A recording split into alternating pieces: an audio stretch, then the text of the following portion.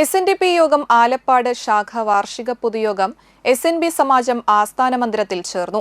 Peringottukara union secretary advocate KC Satheendran ഉദ്ഘാടനം ചെയ്തു.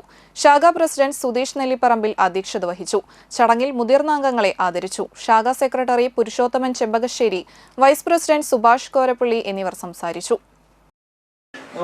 ചതയുമായി ബന്ധപ്പെട്ടുകൊണ്ട് വിശദമായ സർക്കുലർ ശാഖ സെക്രട്ടറിക്ക് അയച്ചു കൊടുക്കുന്നു. ആ സർക്കുലറിൽ കൃത്യമായിട്ട് പറഞ്ഞിട്ടുണ്ട്. ഏറ്റവും കൂടുതൽ ആളുകളെ പങ്കെടുപ്പിക്കുന്ന ശാഖ, ഏറ്റവും കൂടുതൽ ആളുകളെ പങ്കെടുപ്പിക്കുന്ന വനിതാ സംഘ യൂണിറ്റ്, ഏറ്റവും കൂടുതൽ ആളുകളെ പങ്കെടുപ്പിക്കുന്ന യൂത്ത് മൂവ്മെൻറ്റ് യൂണിറ്റ്, അങ്ങനെ കൃത്യമായിട്ട് തന്നെ പറഞ്ഞിട്ടുണ്ട്. അതിനൊക്കെ 1, 2, 3 സ്ഥാനങ്ങളാണ് കൊടുക്കുന്നത്.